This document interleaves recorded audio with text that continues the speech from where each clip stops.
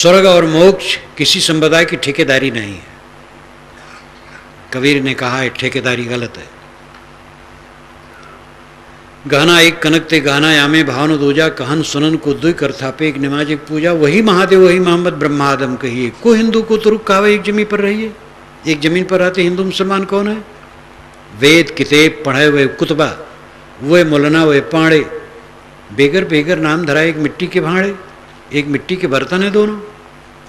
लेकिन वे दोनों भूले राम किन्हों न पाया वे खसी वे गाय कटावे बादे जन्म गंवाया। ईश्वर और देवता को खुश करने के लिए निरीह प्राणियों के गले को रेता जाता है और उसमें भगवान का नाम लिया जाता है। जब किसी बकरे मुर्गे के गले को काटा जाता है तो ईश्वर एकदम खुश हो जाता है, देवता खुश हो जाते हैं। कितनी बुद्धिमानी है। एक सामान्य आदमी भी किसी के दर्द को सह नहीं पाएगा, या तो हट जाएगा या तो रोक पाएगा तो रोकेगा। ईश्वर और देवता किसी प्राणी की हत्या करना चाहेंगे? जीभ लपलपाती है मांस के लिए, इसलिए भगवान के नाम पर काट करके खाने में सरलता है और कुछ नहीं। साहब सीधा कहने वाले, राम रहीम एक बात है। गांधी जी ने राम रहीम की एकता कही है। अल्लाह ईश्वर तेरे नाम सबको सन्मत दे भगवान। चरखा करघा तो एक ही है, दोनों काटने वाले हैं। हिंदू मुस्लिम एकता, मानव मात्र की हिंदू मुस्लिम भाई भाई। हम लोग भारत आज़ाद होने के पहले नारा लगाते थे और गीत गाते थे जात पात को लेकर के। कबीर कहते मानव मात्र एक है तुचा हाड़ मलमूत्रा, एक रुधिर गुदा, एक बुंद से सृष्टि रची है को ब्राह्मण को शूद्रा।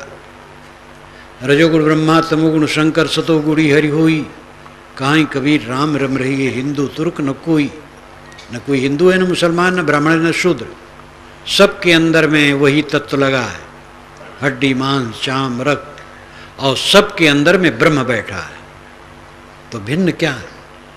सब एक समान तो है। महात्मा गांधी ने भी यही बात कही। राम वो कहते थे, लेकिन वो सगुण राम नहीं, श्री रामचंद्र को आदर देते थे। उन्होंने स्वयं लिखा है एक जगह, मैं श्री रामचंद्र को धनुर्धारी की उपासना करूं तो धनुष तलवार लेकर के जब वो हमारे हृदय में बैठेंगे तो बड़ा कष्ट होगा हमें। हमें तो राम चाहिए जो निर्गुण है, जो कबीर कहते हैं, जो सबके दिल में है। कृष्ण उपासक राम की उपासना नहीं करते हैं। इस्कान वाले आप लोग जानते होंगे, पढ़े लिखे लोग, हरे कृष्ण हरे राम कहने वाले इस्कान वाले। मैंने दोपहर में कहा था, चैतन्य महाप्रभु ने चलाया था, तो उनका जप है हरे राम राम राम हरे हरे, हरे कृष्ण कृष्ण कृष्ण हरे हरे। तो उनसे कहा गया भाई आपने बड़ा अच्छा किया, कृष्ण के साथ राम को भी आपने जोड़ा। तो बड़े संकोच में पड़ गए, कहे वो राम नहीं है अयोध्या वाले, ये कृष्ण के बड़े भाई बलराम हैं। श्री राम से परहेज है उन लोगों को भी। कैसा है संसार है। स्वर्ग और मोक्ष के लिए मुकर्रर कर लिया गया है अपने संप्रदाय में, दूसरे में नहीं होता है। ये बिल्कुल झूठ है। संप्रदायों का दावा बिल्कुल झूठ है। स्वर्ग और मोक्ष व्यक्तिगत विषय, संप्रदाय का विषय नहीं। अपने में लौट आना स्वर्ग है, स्वर्ग। अपने में लौट आओ, आत्म संतुष्ट हो जाओ, स्वर्ग है। और यही मोक्ष है, मोह का क्षय मोक्ष है। आप परिश्रम करोगे तो होगा। हिंदू मुसलमान बनने से स्वर्ग नहीं होगा, ब्राह्मण शूद्र बनने से स्वर्ग और मोक्ष नहीं होगा, कबीरपंथी वैष्णव वेदांती होने से मोक्ष और स्वर्ग नहीं होगा। जीवन को पवित्र करने से होगा। गांधी और कबीर ने दोनों ने अंतःकरण की शुद्धि बताई और मानव मात्र की एकता पर जोर दिया। वर्ण व्यवस्था का खंडन किया कबीर साहब ने। जो तू करता वर्ण विचारा, जनमत तीन दंड अनुसारा, जन्मत शूद्र मुए पुनि शूद्रा कृतम जनेऊ घाली जगधंधा। जो तू ब्राह्मण ब्राह्मणी को जाया और राह दिखाहे नाया, और जो तू तुरुक तुरुक जाए पेट ही काहे न सुनत कराया। अगर सुनत करा करके मुसलमान बनते हो तो पेशाब इंद्री खलड़ी माता के गर्भ से कट के आना चाहिए। ईश्वर पूरा शरीर बना सकता है तो पेशाब इंद्री में थोड़ा सा काट नहीं सकता है? तुम काट रहे हो, उसकी अकल शुद्ध कर रहे हो। और जनेऊ पहन करके आना था जब माता के गर्भ से ही, जनेऊ तो यहां पहनते हो, तो सीधा कहने वाले थे। वर्ण व्यवस्था को बिल्कुल पसंद नहीं करते हैं। वर्ण व्यवस्था हमारे यहां नहीं थी। पुराने आर्यों में वर्ण व्यवस्था के नाम की चीज ही नहीं है। वर्ण व्यवस्था पहले काम का बंटवारा हुआ है। विद्वान तपस्वी लोग ब्राह्मण कहे गए, काम बांटा गया। शासन करने वाले क्षत्रिय कहे गए, व्यवसाय करने वाले वैश्य कहे गए, शिल्पी कहे गए, और मजदूर। वेदों में पंचजन आता है, बारंबार पंचजन आता है। पंचजना। विदेशी विद्वानों ने भिन्न अर्थ किया है, वो अर्थ सही नहीं। वो आर्यों के 5 वर्ग का अर्थ किया है, वो गलत है। साणाचार्य ने सही अर्थ किया है। साणाचार्य भी कहीं कहीं गलत कर दिए हैं, वो भी समीक्षे हैं, लेकिन यहाँ वो बिल्कुल सही है। साणाचार्य बहुत समर्थ भाष्यकार है। पंचजन, ब्राह्मण क्षत्रिय वैश्य शूद्र निषाद, वे अर्थ करते हैं। मैंने मेरी पुस्तक जो वेद क्या कहते हैं है, चारों वेदों के 121 संदर्भों में सभी विषय है, तो उसमें मैंने रखा है ज्ञानी, शासक, व्यवसायी, शिल्पी, श्रमिक, ये 5 जन है। ब्राह्मण क्षत्रिय वैश्य शूद्र निषाद। किंतु सार्वजनिक भाषा में आज कल के लिए कहा जाए तो अच्छा होगा, ज्ञानी, शासक, व्यवसायी, शिल्पी और श्रमिक, ये 5 जन है। आगे चल करके योग्यता के अनुसार 4 वर्णों का विभाग हुआ, फिर आगे चल करके जन्म के अनुसार हुआ, फिर गड़बड़ हो गया। 3 संस्करण वर्ण व्यवस्था के हुए हैं। ये बीजक में मैंने सब लिखा है, साहिब की वाणी की टीका में। बीजक व्याख्या आप पढ़ें तो समस्त भारतीय दर्शन उसमें आ जाता है। जब वर्ण व्यवस्था हुई तब भी छूत छात की कोई बात नहीं थी। छूत छात पीछे बढ़ा है। 2500 वर्षों से यह रोग बहुत बड़ा है। 3000-2500 वर्षों से बहुत बड़ा। चारों वेदों में कहीं नहीं लिखा है कोई मनुष्य अछूत होता है। जितने ऋषि हैं सब कर्म कर हैं। कबीर साहब ने चरखा करघा चलाया, यद्यपि वह थोड़ी उम्र तक चलाए होंगे, क्योंकि जुलाहे यहाँ पाले गए, चलाए होंगे। आगे चल करके तो घूमते रहे। जैसे श्री कृष्ण महाराज गाय थोड़े समय तक चराए, फिर और काम आ गया। जीवन भर गाय चराना पड़ता तो उनको बुरा ना होता। कबीर को चरखा जीवन भर चलाना पड़ता तो कोई हर्ज नहीं, क्योंकि वे लोग, उनमें बल था विवेक का। कल्पित जात के नाते वो अपने को बड़ा नहीं समझते थे। वेद के ऋषि अपने को डंके की चोट पर कारुरहम ततो भिषक उपल प्रक्षणी नना कहते हैं। कारुरहम ये ऋग्वेद का मंत्र है। कारुह अहम, कारू कहते हैं कारीगर को, बड़ा शब्द शाम में। संस्कृत में कारू का अर्थ है कारीगर, शिल्पी। कारुह अहम, मैं लोहार हूं या बढ़ई हूं, बढ़ई हो सकता है। ततो भिषक, मेरा तात भिषक है, वैद्य, दवाई कूटता है। उपल प्रक्षणी नना, नना मेरी माता उपल प्रक्षणी है। उपल नाम बालू, उपल नाम पत्थर, यहाँ बालू का अर्थ है। प्रक्षणी नाम फेंकने वाली। जब भड़भूज भूजा भूनता है तो जब एक स्थिति में आ जाता है तो दूसरे हंडी से गर्म बालू उसमें फेंक करके चला देते तो लावा हो जाता है। उपल प्रक्षणी नना, मेरी माता भड़भूज है। ऋषि इस प्रकार कहते, डंके के चोट पर। इंद्र हल चलाता है, ज्ञानी हल चलाता है। वेद के समस्त ऋषि कर्म कर हैं। कबीर साहब ने कर्म करों की पक्षधरता की। गांधी जी चरखा करघा काटते थे। वर्ण व्यवस्था की बात जहाँ तक है, कबीर साहब खुल करके कहते थे वर्ण व्यवस्था कुछ नहीं, मनुष्य मनुष्य है। वर्ण व्यवस्था ने हिंदू समाज का बहुत नुकसान किया है। अब आगे चल करके वर्ण व्यवस्था तो ऐसा मान लिया गया है, स्वामी शंकराचार्य जैसा महापुरुष, महाविद्वान, महावैराग्यवान, महाज्ञानी, उसने लिखा कि कल्याण के लिए द्विज होना चाहिए और पुरुष होना चाहिए और वैदिक होना चाहिए, शूद्र नहीं होना चाहिए और पुरुष होना चाहिए, स्त्री भी नहीं। स्त्री कल्याण नहीं, वो वेद में अधिकारी नहीं है, शूद्र वेद में अधिकारी नहीं है, और अपने वैदिक न कहे वो वेद में अधिकारी नहीं है, ज्ञान में अधिकारी नहीं है। इतना बड़ा विद्वान ऐसा कह डाला। इसीलिए उनकी वाणी पर, विवेक चूड़ामणि पर जब मैंने भाष्य किया तो ऐसे श्लोकों को छोड़ दिया और भूमिका में सब बता दिया, उनका खंडन नहीं किया। बता दिया कि वेद में 1 दर्जन से अधिक तो स्त्रियां हैं जो वेद मंत्रों की रचयिताएं हैं, और उनका नाम दिया और वेद का नंबर और वेद दिया, सब पढ़ ले जा करके। शूद्र कहे जाने वाले कक्षीवान, सबर, अनेक शूद्र कुलोत्पन्न वेद मंत्रों के रचयिता हैं, और वेदों के अधिक अंतिम संपादक वेदव्यास माने जाते हैं, जो धीवरी के बच्चे हैं। स्वामी शंकराचार्य ये सब कैसे भूल गए? परंपरा का रोग ऐसा होता है। तो कबीर साहब ने खुल करके कहा कि ब्राह्मण शूद्र कुछ नहीं, वर्ण व्यवस्था कोई जरूरत नहीं, मनुष्य मनुष्य है। गांधी जी ने कहा नहीं, छूत छूत कोई बात नहीं, वर्ण व्यवस्था ठीक है।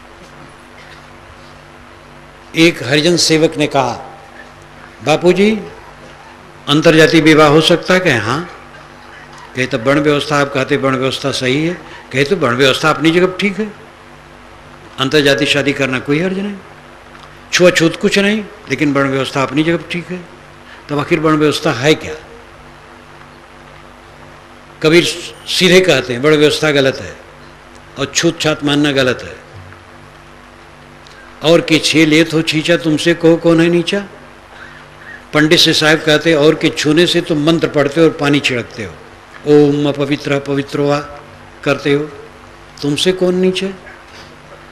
इतना साहस। काशी में पंडित से कहते तुमसे कौन नीचे, बताओ तुम छूत मानते हो।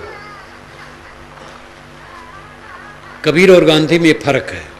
कबीर महात्मा है, संत है, उनको कुछ करना नहीं है, दल नहीं बनाना है, अंग्रेजों को भगाना नहीं है, भारत स्वतंत्र नहीं करना है, उनको आध्यात्मिक स्वतंत्रता प्रिय है, संत हैं। गांधी जी महात्मा तो हैं, बिहार वालों ने महात्मा शब्द दिया था उनको, महात्मा हैं लेकिन राजनीतिक महात्मा हैं। उनको भारत आज़ाद करना है, और भारत आज़ाद करने के लिए सबको संगठित करना है। हिंदू समाज के संगठन के लिए ब्राह्मणों को और बनिया को नाखुश करके हिंदू समाज पर हावी नहीं हो सकते हैं। हिंदू समाज किसके पंजे में था? बाभन और बनिया के पंजे में। और बाभन बनिया वर्ण व्यवस्था के घोर पक्षधर। अगर कह दे वर्ण व्यवस्था कुछ नहीं, तो बाभन बनिया दोनों बिदक जाएंगे, फिर इनको कब्जे में लाना बड़ा मुश्किल है। इसलिए गांधी जी ने कहा वर्ण व्यवस्था ठीक है, अंतरजातीय शादी करो कोई हर्ज नहीं, और छुआछूत कुछ नहीं है। मतलब वो वर्ण व्यवस्था मानना नहीं चाहते हैं, लेकिन कहते हैं वर्ण व्यवस्था ठीक है। वो बाभन बनिया को नाखुश नहीं करना चाहते, ये उनकी मजबूरी है, क्योंकि राजनीतिक स्थिति है। कबीर राजनेता नहीं है, खुला कहते हैं।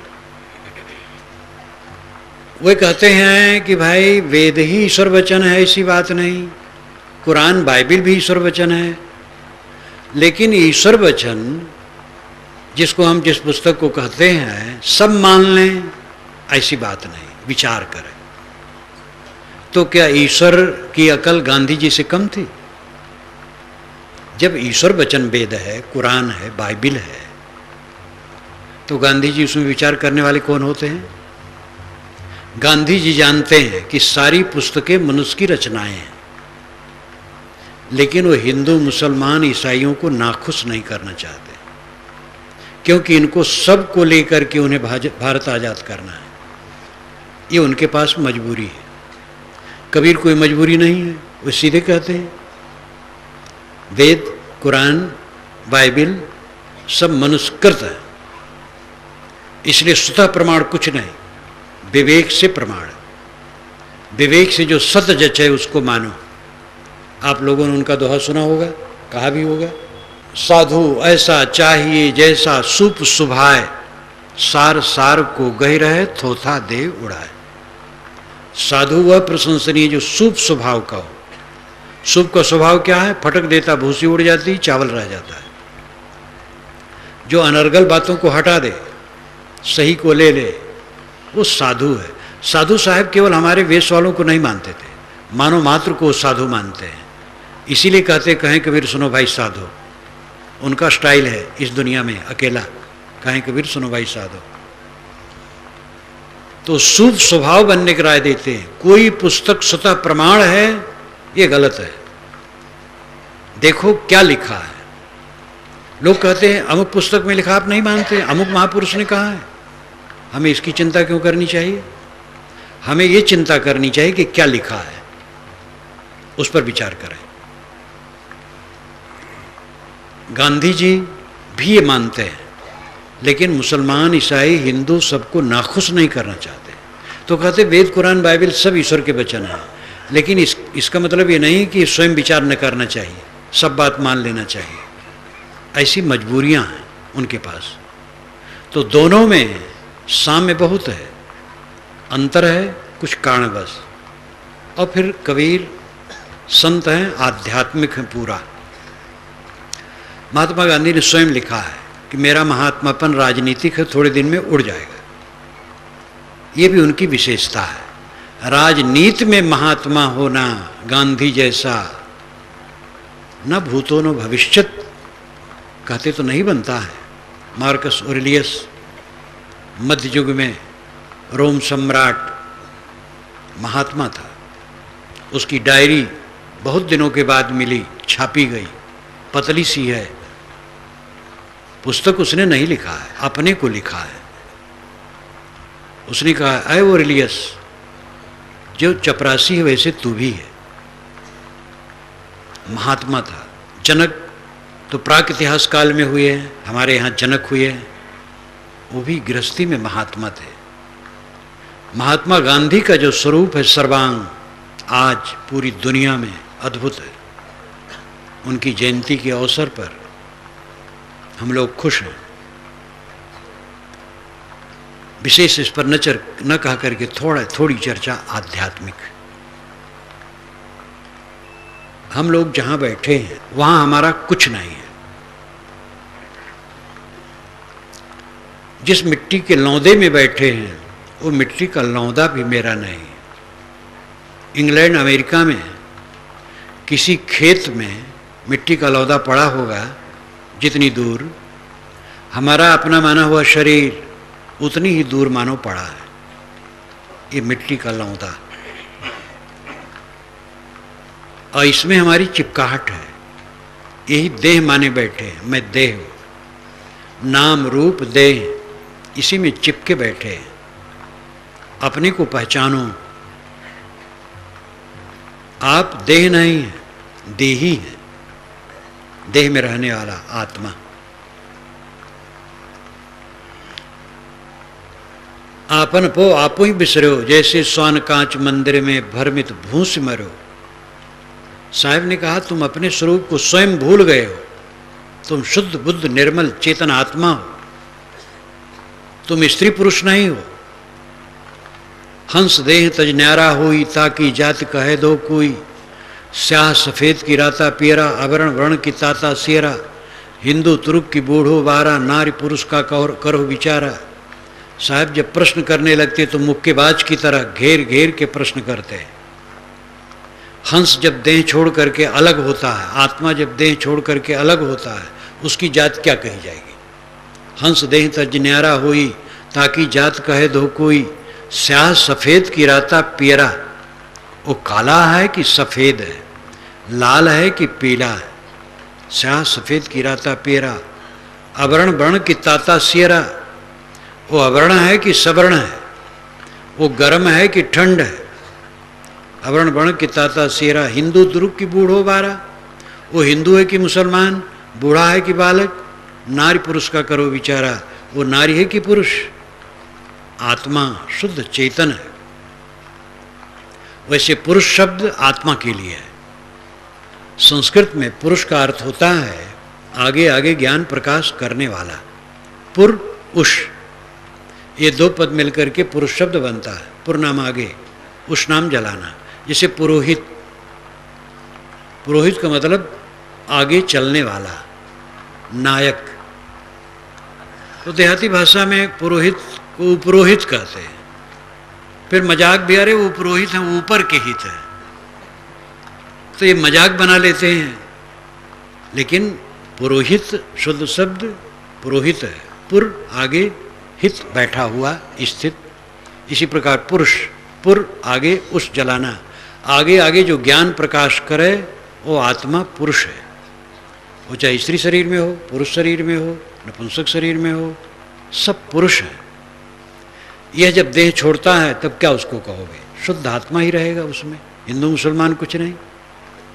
अपने को आत्मा पहचानो, आप अजर अमर आत्मा है, आप देह नहीं है। मिट्टी पानी आग हवा का है, या ऑक्सीजन हाइड्रोजन नाइट्रोजन इत्यादि का है। वही भी 100 तत्व से अधिक कहा करके तब 4 में समाहार करते हैं, ठोस तरल वायव्य अतिवायव्य। 5 विषय हैं, शब्द स्पर्श रूप रसगंध।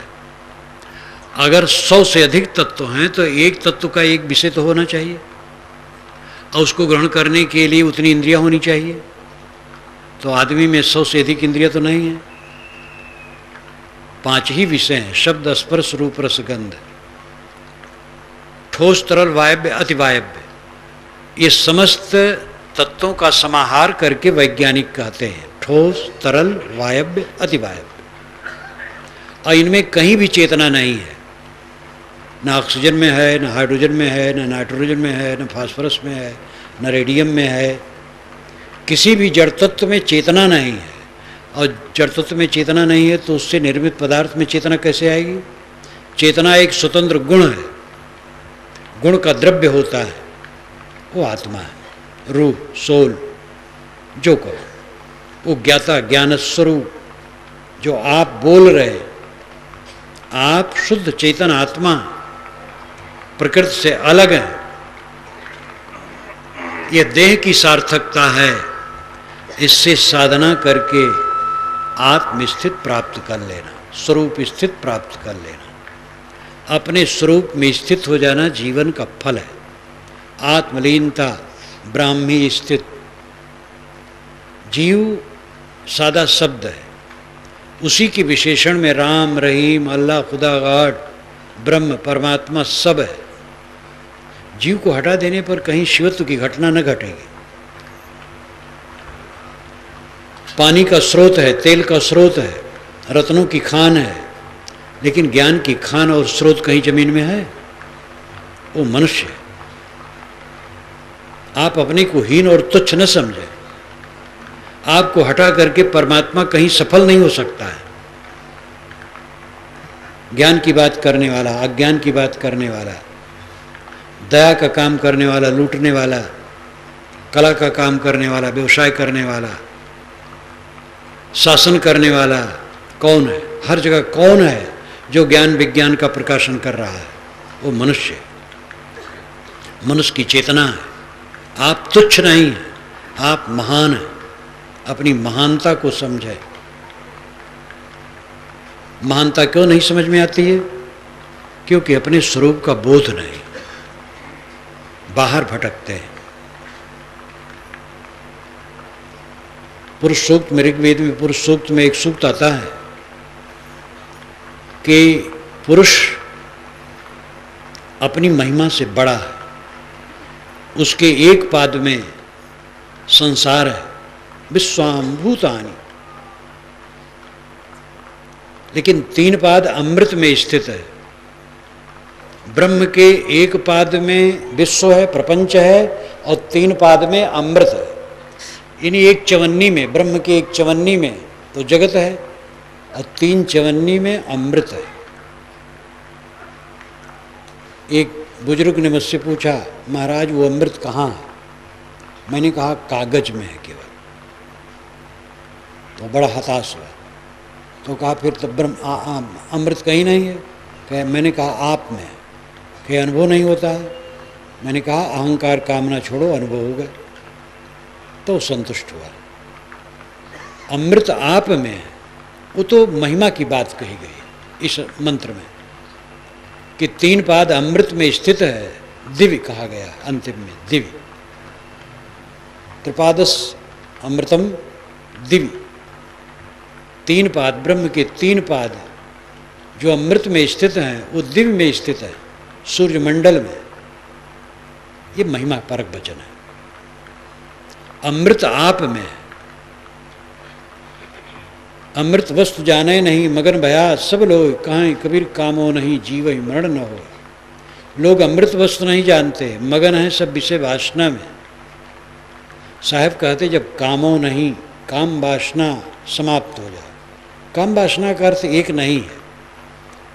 नर नारी संबंधित जो मोह है उतने नहीं है। सम्मान की इच्छा काम वासना है। गुरु बनने की इच्छा काम वासना है। किसी की सेवा कर देना अलग बात है। गुरु भी एक सेवक है। गुरु अपने को गुरु न माने, सेवक माने। अगर हम चाहते हैं कि हमारी लोग पूजा करें तो ये हमारी काम वासनाएं भटकाएगी। जब सारी कामनाएं समाप्त हो जाएं तब अमृत है। आत्मा अमृत है क्योंकि वो मरता नहीं है। मृत मरे हुए को कहते हैं। उपसर्ग है अमृत जो न मरे। अमर आत्मा अमृत है, लेकिन ये सिद्धांत है, प्रयोग है निष्कामता। केवल थ्योरी काम न करेगी, प्रैक्टिकल की जरूरत है। आत्मा अमृत है लेकिन कामनाओं में फंसे हुए हैं, तो अमृतत्व का अनुभव कहाँ? अमृतत्व का अनुभव होगा निष्कामता में। निष्काम निर्माण हो जाए। किस चीज का घमंड है? आपके पास क्या है? एक झामरी आएगी, अवधी भाषा में बोलता हूँ, झामरी, और बस भूल उंठित सब गया। बटोरने पर पूरा जीवन लगता है, खोने में एक सेकंड का झटका। क्या मेरा यहाँ है? हम आप सोचें, जहाँ हम बैठे हैं एक तृण मेरा नहीं है, और जो मेरा नहीं है उसी को हम जपे हैं कि मेरा है। और जो मेरा है आत्मा, उसका ज्ञान भी नहीं। और ज्ञान है तो ध्यान नहीं है कि उसी में लग जाएं, आत्मानुचिंतन में लग जाएं। स्वामी शंकराचार्य ने विवेक चूड़ामणि में कहा है, अनात्म चिंतनम त्यक्ता कश्मलम दुख कारणम चिंतयात्मानंद रूपम यन मुक्ति कारणम। अनात्म चिंतन का त्याग करो क्योंकि वो कश्मल और दुख का कारण है। आत्मचिंतन करो जो आनंद स्वरूप है। आत्मा में रमो, अपने मन को जंजाल से हटाओ।